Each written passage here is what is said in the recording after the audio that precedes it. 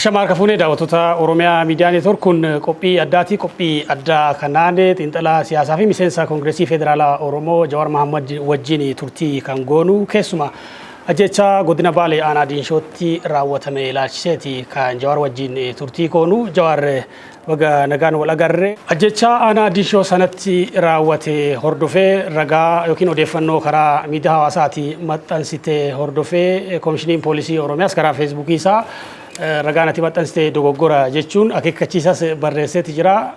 Maalidha waan sun? Egaa kaleessa akkuma jechaan sun raawwatameen ganamarraa kaasee odeeffannoo argachaa ture. Akkuma yeroo hunda godhutti odeeffannoo ganama argadde naannoo sanitti maddeen jiran maddeen adamamanamoo naannoo sanitti jiran irraa adda baafadde akkasumas firoota nama miidhame ragaalee dhimma sana argan warra maddeen mootummaa keessa jiran dabalatee erga mirkaneeffadhee booda namni kun tarkaanfii poolisiin fudhateen ajjeefamuu isaa erga mirkaneessee booda kan maxxanse ibsi poolisiin Oromiyaa galgala baase sirrii miti, dhugaa irratti kan hundaa'e miti. Saniif immoo akkuma isin har'a agartan bulchiinsi nageenyi naannoo sanii, bulchaan aanaa naannoo sanii akkasumas immoo maatiin gurbaa sanii waan ani kaleessa barreesse sanii kan ragaa bayanii wanni ani maxxanse akkaataan ajjeefama gurbaa sanii dhibbaa dhibbatti dhugaa akka ta'e irra deebi'ees mirkaneesseera ammallee nan mirkaneessa. Walumaa galatti wanti aanaa Diinshoo keessatti ta'e maali? Egaa akkuma isin jedhetti odeeffannoo kana akkuma argadheen naannoo san namoota jiran jaarsota biyyaa naannoo san jiran dargaggoota naannoo san jiran nan odeeffadhe. Taateen kun ta'e moo hin taane namni ajjeefamoo hin ajjeefame kan jedhu san booda maaliin ta'e kan jedhu warra achi turan irraa akkasumas qaamota nageenyaa irraa adda baafadheen ture. Wanni ta'e maali?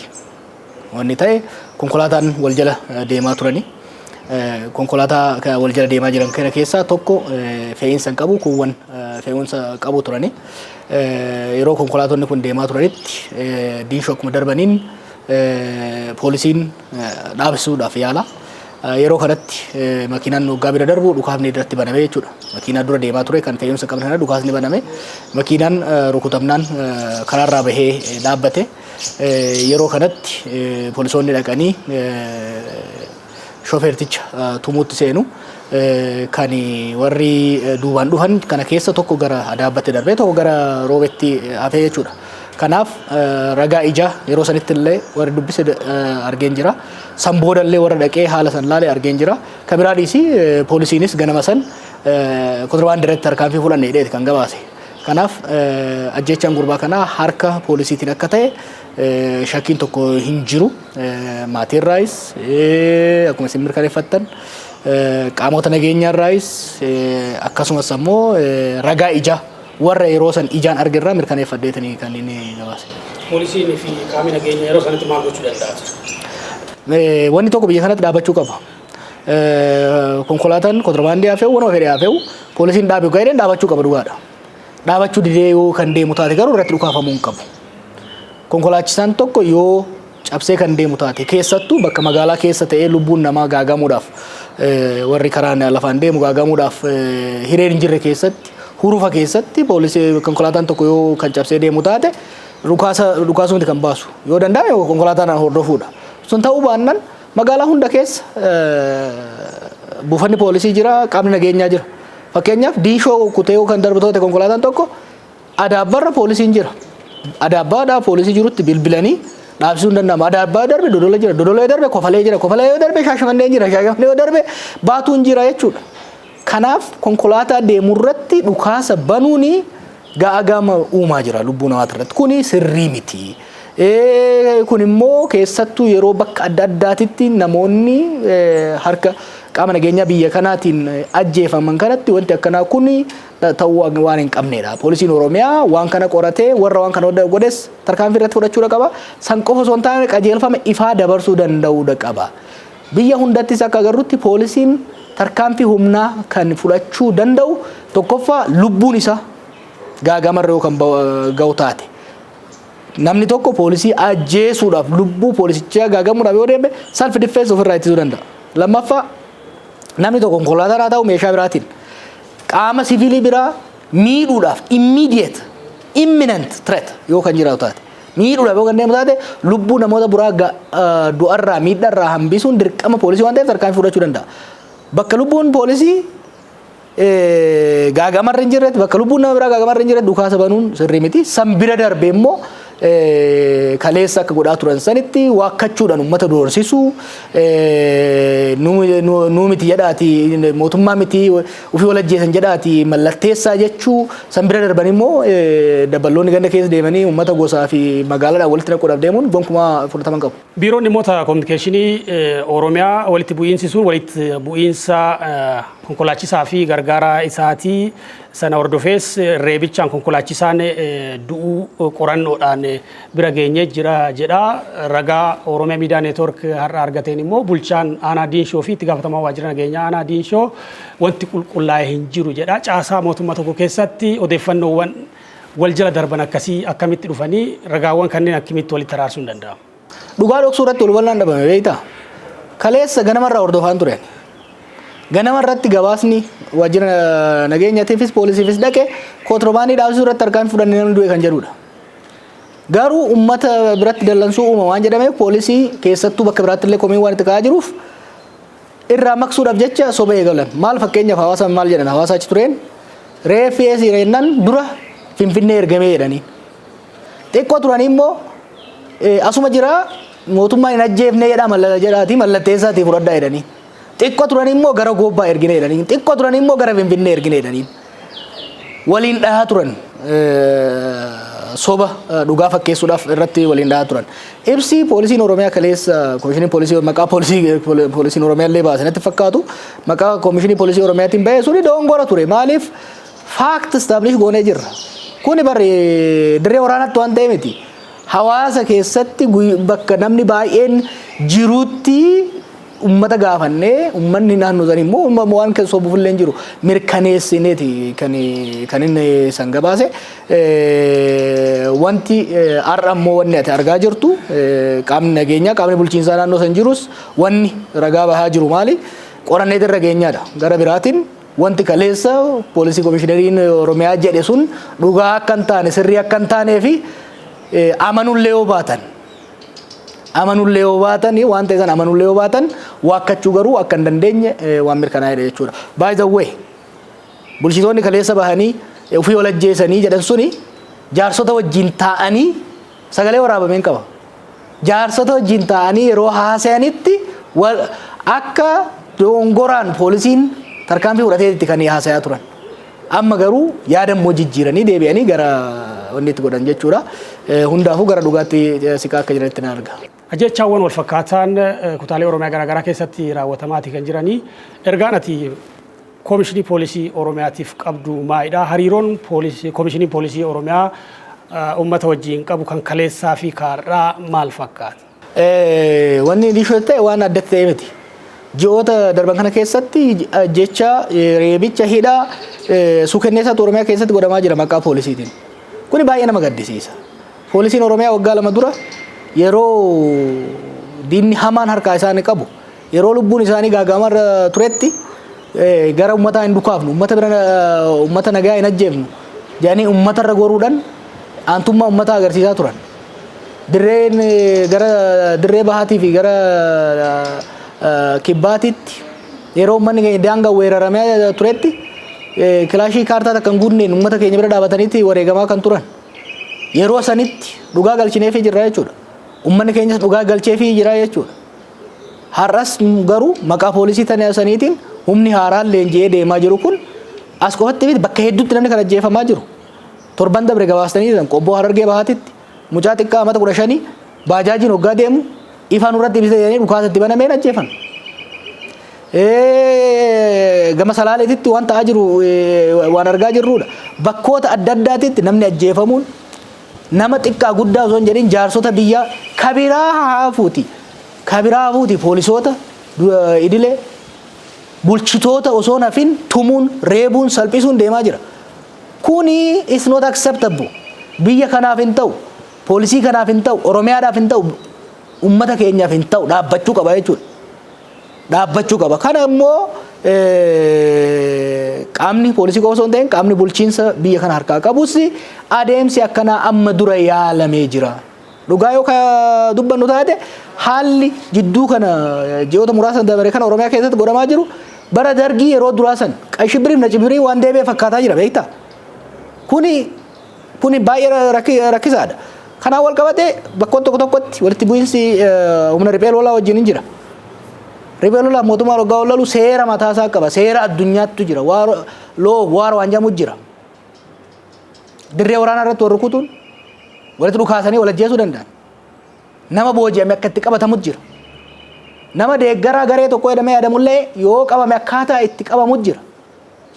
Nama mana hidhaa keessaa baasanii as boosatitti. Boosatti fagoo miti bakka dirree waraanaa waan jirretti. Ablammii lama kan ajjeesan guyyaa tokkotti. Maaliif ajjeefamu namni? Wallaggatti dheengadda fakkeenyaaf komishiniin poolisii Oromiyaa nama loltuu warra bosonaa keessaa maqaa dha'ee ture. Maal dhageenya borumtaasaa haadha abbaan nama sanii ajjeefame maal jechuudha? Nama haadha abbaan nama umriin isaa waggaa 18 oliitiif akkamitti itti gaafatama ta'a? Osoma ta'ee maal jechuudha nama tokko ani yoggaan Ameerikaa turetti yoggaan Ameerikaa ture mootummaa as ture wajjin du'aa jiruudhaan wal barbaadaa turetti yeroo isaanii ajjeesuuf yaalaa turanitti yeroo anis mootummaa isaanii uummata kanaa wajjin ta'ee foon qolchuudhaaf ifaan ifatti hojjechaa ture sanitti haati biyya kana turte. Mootummaan sun haadha biyya ajjeefne. Maaliif haadha biyya akkamitti yakkaan seenuu danda'uuf maatiin kiyya akkamitti itti gaafatama? Nama mana hidhaatii baasanii ajjeesuun maal jedhama? Waa'ee gabaasni Amnesty International kanarraa xiqqoo sharee kan agarsiise. Gabaasni guyyaa guyyaan yeroo dheeraaf baay'isa waa'ee dhoksaa miti beeke. Dhoksaa miti. Tureera waggaa darbeerraa kaasee pirezidaantii Shimallis ragaa ba'uu danda'a. Waan deemaa jiru kana yogguma isin reefu eegaltu waan akkanaa kan ammumaa dhaabsisaa. Qaamni nageenyaa aadeeffachuu hin qabu. Namni reebamuu hin qabu, torchar ta'uu hin qabu, namni ajjeefamuu hin qabu, seeraa ala hidhamuu hin qabu. Namni tokko shakkamaa yoo ta'e hin qabama, hin qoratama. Abbaan alangaa himata itti bana, mana murtii geessa. Manni murtii ragaa bitaa mirgaa dhaggeeffatee itti mura. Hin adabamaa jechuudha. Yakki isaa guddaa ta'ee haaduu yoo jedhames kan itti murteessu poolisii yookiin loltuu tokko osoo hin taane mana murtiitii jechuudha. Malee nama lafumaa gadi fuudhanii tumuun ajjeesuun akka fedhanitti osoo mana murtiin geessin hidhuun kanaaf miti kan qabsoofne kanaaf miti ilmi namaa kan biyya kanatti dhume. Sirna wayyaanee bar Tigree waan ta'aniif waliin lolleeni. Miti Tigree waan ta'aniif miti. Hidhaa fi ajjeechaan nama keenyarraa haa dhaabbatu jenneeti. Manni hidhaa afaan Oromoo dubbachuu haa dhaabbatu jenneeti. Namni seera ala hin hidhamin, namni hin ajjeefamin, hin gidirfamin, hin tumamin jenneeti. Ammas yoo kan ta'u taate mootummaa kanaanis wanni wal dura nu dhaabaa jiru namni keenya ajjeefamuu hin qabu. Namni keenya seera ala hidhamuu hin qabu. Namni keenya reebamuu hin qabu. Maal jechuudha? Waggaa 150 alagaadhaan reebamaa turre har'a immoo jara keenya warra jennu namni keenya waggaa 5 ajjeefamu. Akka hoolaatitti goronnooti naqamee walirra ciibsamee hidhamu. Deettuun waggaa ajjeefamtu maal jechuudha? Kana callifnee akka teenyu yoo eegan taate abaddan this is not going to happen. We will not tolerate. Gaafa wayyaanee isin callifne har'as hin callifnu jechuudha. Kana beekuu qaba qaamni dhimmi ilaalu kamiyyuu. Dhumarratti waan si gaafadhu qaamoleen mootummaa yeroo garaagaraatti warri karaa kaasuu barbaadan aangoof jecha dantaa siyaasaaf jecha warri fincilaa kaasuu barbaadan jedhanii warri hamatan ni jiranii warra kan eeruu baatan illeedha. Kanarratti yaadi kee maali? Paartii biyya bulchuu wajjin garaagarummaa ilaalchaa qabna. Gaagamni siyaasaa biyya kana akkamitti furamuu qaba kan jedhu irratti garaagarummaa ilaalchaa qabna wal mormaa jirra. Gaagama heera mootummaa uumame akkaataan isaan ittiin deeman sirrii akka hin taanee fi mariif waliigaltee qofaan akka ta'u wal mormii qabna. Kun hojii siyaasaati waan biraati kun. Kuni falmaa siyaasaati. Kuni atakaaroo siyaasaati. Nama ajjeesuun garuu siyaasa miti. Nama mana hidhaatii baasanii rashanuun siyaasa miti. Nama magaalaa keessatti maaliif nu laalte jedhanii tumuun siyaasa miti. Nama osoo himata ittiin banin guyyaa 15 ji'a 2 ji'a 3 hidhuun siyaasa miti. Kuni sarbamuu namummaati. Kuni namummaa namarraa mulquudha. Oromummaa namarraa mulquudha. Kuni garaagarummaa siyaasatii miti. Tokko kana lammaffaa waa'ee fincila itti beeyna. Mormiis itti beeyna. Itti guddanne itti dhalanne itti guddanne hin dhaalle. Hin fincilla yoo jenne uummanni kun finciluu qaba jennee gaafa murteessine hin goone hin labsine kun rakkoon qabu. Kana yoo shakkan nu eeguu qaban rakkoon hin jiru. Wanni dukkana keessa deemnee fafakkeessaadhaan duuba deemnee jennuufis hin jiru. Labsaa turre kaleessas nu beeku. Labsaa turre hoggaa labsin immoo guyyaa isaa bakka isaa naamusa hordofamuu qabu tarsiimoo hordofamuu qabu. Code of conduct clear lafa keenyatti kan ittiin deemaa turre. Gara fuulduraas hin goona kana beekuu danda'uu qaban.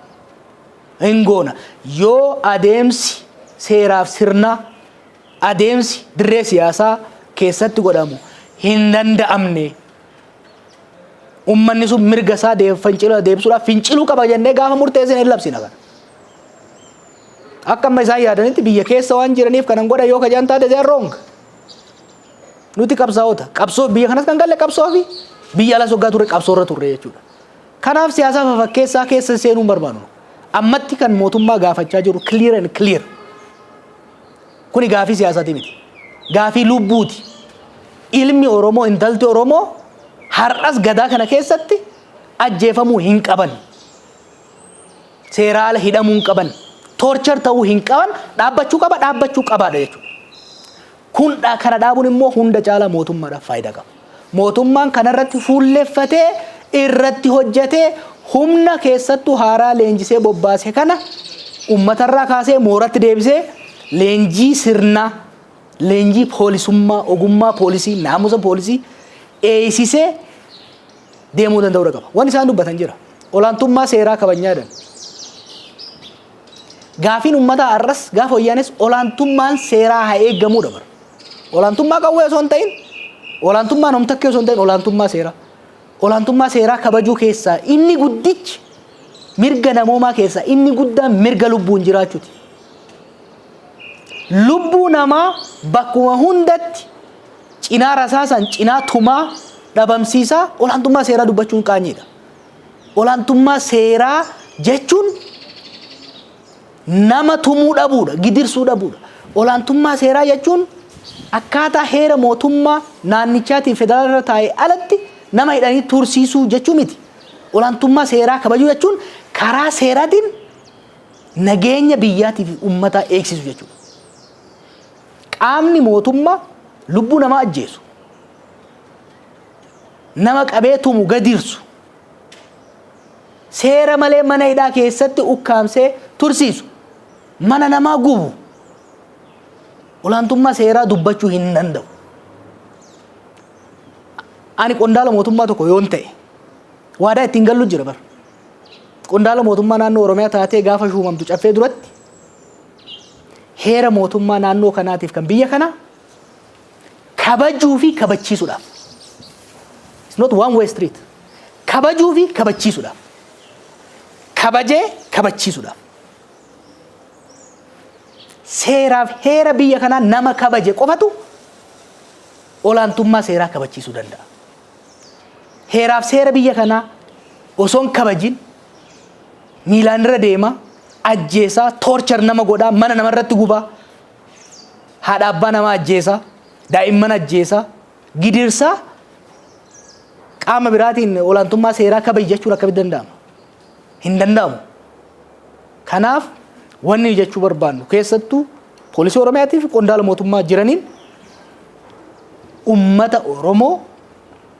ummata Oromiyaa ajjeesaa hidhaa gidirsaa biyya bulchuun hin danda'amu. Olaantummaa seeraa kabachiisuudhaaf dura seera jalatti bulu seera kabajuudha gaafata. Ummanni Oromoo immoo ifateera ajjeefamuu. Ummanni Oromoo akka hoolaatitti abbaan arge qe'ee keessaa fuudhee isa hidhuu ifateera. Ifannaan fincileeti warra baankiif taankii isaa abdatee waggaa 27 nurratti fincaaraa ture kan likkii galchee qe'ee ofitti galcheef waan biraatiif miti. Ajjeefamuu, hidhamuu, saamamuu, dhiitamuu waan ifateef. Har'as afaan Oromoo dubbataa ani Oromoodha jecha sin ajjeesaa ati gajja'ina jalatti buli. Sin dhiita ati naa dhiitami, sin saama ati naa bitami jechuun is not going to work biyya kana keessatti. Hin fudhannu jechuudha kana. Ummanni kunis hin fudhatu hin qabu jechuudha. Kuni siyaasa miti. Kuni siyaasa miti. Kuni waa'ee namummaati. Kuni mirga uumamaan Rabbi nuu kenne. Ka ummanni keenya immoo lubbuu isaa aarsaa godhate diin harkaa baafate goonfateedha amma immoo akka haaraatitti nu sarbuu barbaadan. Kana ummanni keenya dura dhaabbachuu qaba jechuudha. Galatoomii Jawaar Mohaammed daawwattoota Oromiyaa Miidiyaa Neetwoork turtiin xiinxalaa siyaasaa fi miseensa Koongireesii Federaalaa Oromoo Jawaar Mohaammed wajjin goone kanuma hanga yoonaa ture qophiin addaa keenyas kanuma hanga yoonaati qophii kana keessummeessuudhaan ana Abiraam Birruu ogeessi kaameeraa fi daayirektarri keenya Abdiisaa Balaachooti yeroo gaarii.